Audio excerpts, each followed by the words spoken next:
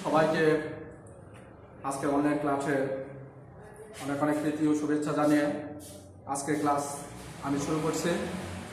তো এখানে আজকে আমাদের যে নির্ধারিত আলোচ্য বিষয় আছে, তোমরা বোর্ডে দেখতে পাচ্ছ যে এখানে সমাজবিজ্ঞান প্রথম পত্রে আলোচনা হবে এবং আলোচ্য বিষয় আমি এখানে শিরোনামে উল্লেখ করেছি। সেটা হলো জ্ঞাতি সম্পর্কে ধারণা, প্রকারভেদ এবং জ্ঞাতি সম্পর্কের গুরুত্ব। এখানে বেশ কিছু জ্ঞাতি সম্পর্কের বিষয় পয়েন্ট দেওয়া আছে। এই পয়েন্টগুলোর আলোকে আমি জ্ঞাতি সম্পর্কের বিষয়গুলা বিশ্লেষণ করব। তো সবার আগে আমাদের জানতে হবে আসলে জ্ঞাতি কি। জ্ঞাতি বলতে কি বোঝায়, এই বিষয়টা আমাদের আগে জানা থাকতে হবে। জ্ঞাতি এটা সমাজবিজ্ঞানের একটা গুরুত্বপূর্ণ ধারণা এবং জ্ঞাতি এটা তোমাদের পঞ্চম অধ্যায়ের মধ্যে যে সামাজিক প্রতিষ্ঠানগুলো আছে, সেই সামাজিক প্রতিষ্ঠানের মধ্যে এই জ্ঞাতি সম্পর্কের বিষয়টা আছে। এবং সমাজবিজ্ঞানে এই অধ্যায়ের মধ্যে যে আরো গুরুত্বপূর্ণ বিষয়গুলো আছে সেটা হলো পরিবার, বিবাহ এবং জ্ঞাতি। এই তিনটা বিষয় একত্রে সন্নিবেশন করা হয়েছে। তো জ্ঞাতি সম্পর্ক এটা সমাজ কাঠামোর একটা অন্যতম মূল ভিত্তি।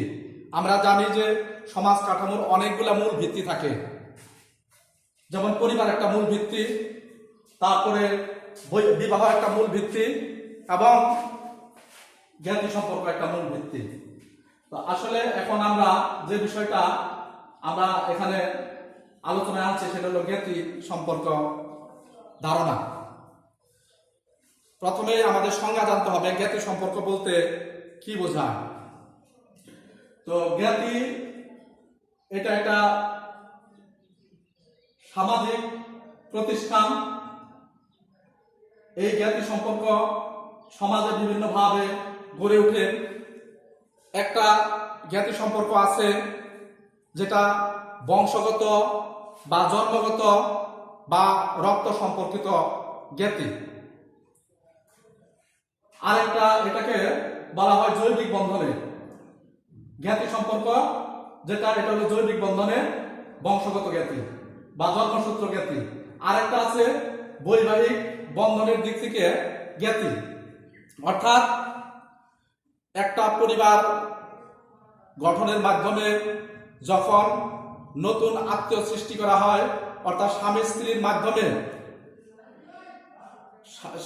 স্বামী যে শ্বশুর বাড়ির আত্মীয় স্বজন তাদের সাথে যে বৈবাহিক বন্ধনের মাধ্যমে যে জ্ঞাতি সৃষ্টি হয়, এটা আমরা বলতে পারি বৈবাহিক বন্ধনের মাধ্যমে জ্ঞাতি। আর এরপরে আছে কিছু বন্ধন আছে প্রথাগত বন্ধনের মাধ্যমেও এই জ্ঞাতি বন্ধনটা সুদৃঢ় হয়। যেমন অনেক সময় দেখা যায় যে সমাজে আমরা সবার সাথে যখন উঠা বসা করি, মেলামেশা করি, তাদের সাথে বিভিন্ন আদান প্রদান, বিভিন্ন লেনদেন, তাদের সাথে একটা সম্পর্ক গড়ে তোলে এবং এটা সমাজের একটা প্রথাগত দিক। এটা সমাজ যখন থেকে শুরু হয়েছে তখন থেকে এই প্রথাগত বন্ধনটা আমাদের সমাজে আছে। তাছাড়া আরো কিছু কাল্পনিক বন্ধন আছে, যেটা আমরা সামাজিক জীব হিসেবে আমরা যেমন অনেকের সাথে আমাদের উঠা বসা, কথাবার্তা এগুলো শুধু নয়, আমাদের অনেকে আমরা এক একজন আরেকজনকে সমাজের মধ্যে দুস্থ বা মিতা বলে আখ্যায়িত করে থাকি। এটাও একটা কাল্পনিক জ্ঞাতি বন্ধন। তো জ্ঞাতি এটা একটা সামাজিক প্রতিষ্ঠান। জ্ঞাতি এটা একটা আছে জন্মসূত্রে জ্ঞাতি, যেটা স্যাঙ্গুইনাল অ্যাফিনেস, এটা হলো রক্ত সম্পর্কীয় জ্ঞাতি বা জৈবিক জ্ঞাতি। আরেকটা আছে শুধু অ্যাফিনেস, এটা হলো বৈবাহিক সম্পর্কীয় জ্ঞাতি। তো এখানে আমরা যদি জ্ঞাতি ইংরেজি হচ্ছে কিন হলো জ্ঞাতি, আর কিনশিপ হলো জ্ঞাতি সম্পর্ক। তো জ্ঞাতি সম্পর্কটা এটা একটা সামগ্রিক সমাজের একটা জালের মতো বিস্তৃত।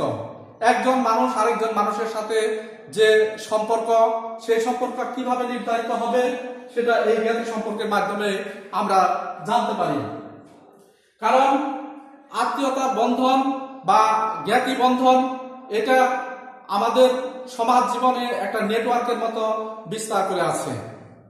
আমরা এখানে যদি দেখি যে আমরা সমাজে কিছু লোক আছে যাদের সাথে আমাদের রক্ত বা বৈবাহিক সূত্রে আমরা আবদ্ধ হয়ে পড়ি। তো এরকম রক্ত বা বৈবাহিক সূত্রে আবদ্ধ যে সম্পর্কটা, এটা একটা আছে কনস্যাঙ্গুইনিয়াল কিন, যেটা জন্মগত বা রক্ত সম্পর্কিত বন্ধনের মাধ্যমে নির্ধারিত হয়। আরেকটা আছে বৈবাহিক সূত্রের মাধ্যমে নির্ধারিত হয়, সেটা আমি আগেই বলেছি যে অ্যাফিনেস বা অ্যাফিনাল কিন, অর্থাৎ বৈবাহিক সূত্রে জ্ঞাতি। এখানে জ্ঞাতি সম্পর্ক সম্পর্কে বেশ কিছু সংজ্ঞা আছে। আমরা জানি যে রবিন ফক্স নামে একজন বিশিষ্ট সমাজবিজ্ঞানী, তিনি জ্ঞাতি সম্পর্কে সংজ্ঞা দিয়েছেন এবং বলছেন যে তিনি বলছেন যে কিনশিপ বলতে আত্মীয় স্বজন বা জ্ঞাতিজনের সাথে যে সম্পর্ক, আত্মীয় স্বজন বা জ্ঞাতিজনের সাথে যে সম্পর্ক, এটা হচ্ছে কিনশিপ। তাছাড়া রবার্টসন তিনি জ্ঞাতি সম্পর্কের সংজ্ঞা দিয়েছেন তার সোশিওলজি নামক গ্রন্থে। তিনি বলেছেন যে জ্ঞাতি সম্পর্ক হচ্ছে এমন একটা মানে বিভিন্ন ব্যক্তির মধ্যে সম্পর্কের একটা জাল বিশেষ, যার মাধ্যমে কি হয় সেটা পূর্বপুরুষের উত্তরাধিকার এটা বর্তায় বা দত্তক গ্রহণের মাধ্যমে আসে বা বৈবাহিক সূত্রেও এই জ্ঞাতি বন্ধনটা সৃষ্টি হয়ে থাকে। তো এখানে জ্ঞাতি বন্ধনের যে প্রকারভেদগুলো আছে সেগুলো হলো যে জ্ঞাতি বন্ধন সাধারণত 4 ধরনের হয়ে থাকে। একটা হলো জৈবিক বন্ধন, আরেকটা হলো বৈবাহিক বন্ধন, আরেকটা হলো প্রথাগত বন্ধন এবং কাল্পনিক বন্ধন। তো জৈবিক বন্ধনটা কি? মানুষ জন্মসূত্রে বা রক্ত সম্পর্কিত ভাবে যে বন্ধনটা গড়ে ওঠে সেটা হলো জৈবিক বন্ধন। যেমন একজন স্বামী স্ত্রী, তাদের সাথে সন্তান, পিতামাতা, সন্তান সন্ততি, নাতি নাতনি, এদের যে সম্পর্কটা এটা হচ্ছে জৈবিক বন্ধন। আর আরেকটা বন্ধন আছে যেটা হলো বৈবাহিক বন্ধন। এখন বিবাহের মাধ্যমে, আগে বলেছি যে বিবাহের মাধ্যমেও আমাদের মধ্যে জ্ঞাতি সম্পর্ক গড়ে ওঠে। সেটা হচ্ছে যে আমি একজন পুরুষ বা একজন মহিলা, তারা যে শ্বশুর বাড়ির দিক থেকে তাদের সাথে যে আত্মীয়তার বন্ধন গড়ে ওঠে এটা একমাত্র বৈবাহিক বন্ধনে এই জ্ঞাতি সম্পর্ক নির্ধারিত হয়। কারণ বৈবাহিক বন্ধনটা এটা রক্তের বন্ধন হিসাবে কাজ করে না, কিন্তু এটা বিবাহ বন্ধনের কারণে তাদের সাথে জ্ঞাতি সম্পর্ক গড়ে ওঠে। এরপরে একটা আছে প্রথাগত বিধান, আর একটা আছে কাল্পনিক বিধান। তো প্রথাগত বিধান এটা সমাজে বিভিন্ন ভাবে যে প্রথা আমাদের মধ্যে প্রচলিত আছে, সেই প্রথাগত বিধানের মাধ্যমে আমরা আত্মীয় না হলেও আত্মীয়তার মতো যে বন্ধনটা সৃষ্টি করি সমাজের বিভিন্ন লোকদের মাধ্যমে, তাদের সাথে উঠা বসা, তাদের লেনদেন, কায় কারবার ইত্যাদির মাধ্যমেও আমাদের তার সাথে তাদের একটা সম্পর্ক গড়ে ওঠে। তাহলে এইভাবে দেখা যায় যে বন্ধন, প্রথাগত বন্ধন এটা সৃষ্টি হয়। তাছাড়া কাল্পনিক বন্ধনও আছে। যেমন অনেক ক্ষেত্রে যে আমরা বিভিন্ন মানুষের সাথে মিশে উঠা চলাফেরা করে তাদের সাথে যে একটা হৃদ্যতা সৃষ্টি হয়, সেটা অনেক সময় দেখা যায় যে আমরা অনেকে এই দুস্থ বলি, মিতা বলি। তো এগুলা কিন্তু কাল্পনিক বন্ধনের মাধ্যমে একটা সৃষ্টি হয়। যদিও প্রথাগত এবং কাল্পনিক বন্ধন, এই দুইটা বন্ধন এই বৈবাহিক বন্ধন এবং জৈবিক বন্ধনের চেয়ে একটু কম গুরুত্বপূর্ণ।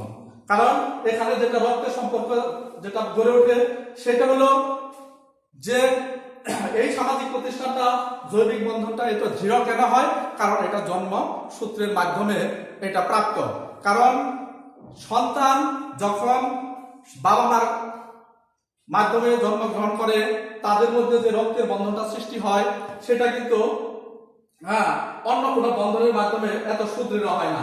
এখানে প্রথাগত বন্ধন বলি বা কাল্পনিক যে বন্ধনগুলো বলি এটা একটু কম গুরুত্বপূর্ণ, কারণ জৈবিক বন্ধনের মাধ্যমে সরাসরি একজন পিতা মাতার কাছ থেকে সন্তান যে জন্মগ্রহণ করে এবং সন্তান যে আসে তাদের মাধ্যমে এই বন্ধনটা সুদৃঢ় হয়। এবং এই বন্ধনটা জৈবিক বন্ধনটা বিভিন্ন ভাবে আমরা পরিবারের সদস্যদের মধ্যে আমরা উল্লেখ করতে পারি। যেমন এখানে বাবা মা, ভাই বোন, তারপরে নাতি নাতনি, এগুলা একটা রক্তের ধারার মধ্যে বিদ্যমান এবং একজন আরেকজনের সাথে এইভাবে রক্তের সম্পর্কটা গড়ে ওঠে, যেটা অন্য কোনো প্রথাগত বন্ধন বা কাল্পনিক বন্ধনের মধ্যে আমরা সেটা খুব কম দেখতে পাই। কারণ কাল্পনিক বন্ধন বা প্রথাগত বন্ধন এটা সমাজে মানুষের আচার আচরণ, কথাবার্তা, লেনদেন, উঠা বসার মাধ্যমে একটা বন্ধন সৃষ্টি হয়, ঠিক আছে, সেটা আমরা অনেককে দুস্থ বলি, মিতা বলি। কিন্তু এর দ্বারা যে পারিবারিক যে বন্ধন, জৈবিক বন্ধন এবং বৈবাহিক বন্ধনের মাধ্যমে যে বন্ধন, জ্ঞাতি বন্ধনটা সৃষ্টি হয়, এটা সবচেয়ে সুদৃঢ় একটা বন্ধন। কাজে আমরা এই জ্ঞাতি সম্পর্কের ধারণা এবং জ্ঞাতি সম্পর্ক যে 4টা প্রকারে বিভক্ত এ বিষয়ে আমরা আলোচনা করলাম। এবং অল্প কিছু পরিসরে আমি আলোচনা এখানে করব যে জ্ঞাতি সম্পর্কের গুরুত্ব। প্রত্যেকটা বিষয়ের একটা গুরুত্ব থাকে, কাজেই জ্ঞাতি সম্পর্কের বিষয়টা আমাদের কাছে খুবই গুরুত্বপূর্ণ। কারণ সমাজ একটা জ্ঞাতি সম্পর্কের জাল, একটা নেটওয়ার্ক। কাজেই এই সমাজে জ্ঞাতি সম্পর্ক যত সুদৃঢ় হবে ওই সমাজটা তত উন্নত হবে। আজকে সমাজে বিভিন্ন ধরনের হিংসা, হানাহানি, মারামারি, বিভিন্ন ধরনের কার্যকলাপ যে আমরা দেখি, আমাদের জ্ঞাতি সম্পর্ক মানে এখানে দুর্বল থাকার কারণে বা জ্ঞাতি সম্পর্কের কিছু অভাব থাকার কারণে আমাদের মধ্যে এই সম্পর্কের অবনতিটা ঘটে থাকে। কিন্তু জ্ঞাতি সম্পর্ক যখন গড়ে উঠবে, প্রত্যেকে তার নিজ নিজ অবস্থান থেকে এখানে তার দায়িত্ববোধ, তার কর্তব্যবোধ এবং তাদের যে পারস্পরিক সম্পর্ক, এই সম্পর্কটা যখন সুদৃঢ় হবে তখন তাদের মধ্যে আন্তরিকতা, মায়া, মমতা, বিভিন্ন যে এই মানুষের মনের যে মননশীলতা, সেই জিনিসটা আরো বেশি গুরুত্ব পাবে। এই জন্য জ্ঞাতি সম্পর্ক এবং জ্ঞাতি সম্পর্কের গুরুত্ব আমাদের এই সমাজ কাঠামোর মধ্যে, আমাদের এই সমাজ জীবনের মধ্যে একটা গুরুত্বপূর্ণ একটা উপাদান। এবং সমাজ কাঠামোর অনেক উপাদানের মধ্যে এটা একটা গুরুত্বপূর্ণ উপাদান, কারণ এর মাধ্যমে আমাদের মধ্যে পারস্পরিক হৃদ্যতা সৃষ্টি হয়, আমাদের মধ্যে পারস্পরিক সম্পর্ক সৃষ্টি হয় এবং এই জ্ঞাতি সম্পর্কের মাধ্যমে আমরা একটা শক্তিশালী, একটা সুন্দর সমাজ আমরা গঠন করতে পারি। কাজেই আমরা আজকে যে জ্ঞাতি সম্পর্কের বিষয়টা আলোচনা করলাম, এই জ্ঞাতি সম্পর্কটা এটা একটা বাস্তব ধারণা এবং এই সম্পর্কটা আমাদের সমাজের মধ্যে সেই আদিম কাল থেকে শুরু করে আজকের বর্তমান যুগ, আধুনিক যুগ পর্যন্ত এই জ্ঞাতি সম্পর্কটা এটা সমাজে টিকে আছে এবং ওদের ভবিষ্যতে আশা করি এটা আরো যতদিন যাবে ততদিন এই সামাজিক বন্ধনটা এটা টিকে থাকবে। তো যাই হোক, তোমরাও বাড়িতে পড়াশোনা করবা। আমি যে বিষয়গুলো অল্প বিষয়ে আলোচনা করলাম, আসলে তোমাদেরকে শুধু এই ক্লাসের পড়াই যথেষ্ট নয়, পাশাপাশি তোমাদের পঞ্চম অধ্যায়ে এই তোমাদের জ্ঞাতি সম্পর্কের বিষয়ে যে বিস্তারিত আলোচনা আছে সেগুলোও তোমরা বই খুলে অত্যন্ত মনোযোগ সহকারে আমি আমার এই আলোচনার প্রেক্ষিতে তুমি আরো মনোযোগ দিয়ে এই বিষয়গুলা দেখবা, তাহলে এই জিনিসগুলো সহজ হবে। কারণ এগুলা কোনো কঠিন বিষয় না, এগুলো আমাদের সমাজের মধ্যে বিদ্যমান এবং সমাজ থেকে উৎপত্তি এবং সমাজের এগুলা সমাজে উঠা বসা চলাফেরার মাধ্যমে আমাদের এই জ্ঞাতি সম্পর্কের বিষয়গুলা আমরা সব সময় দেখতে পাই। তো যাই হোক, আজকে আমি আর সামনের দিকে আলোচনা না বাড়িয়ে পরবর্তী দিনে আমি পরবর্তী আরেকটা টপিকস নিয়ে আলোচনা করব, তো তোমরা সবাই ভালো থাকো, সুস্থ থাকো, এই কামনা করে আজকের মতো এখানে শেষ করছি। আল্লাহ হাফেজ।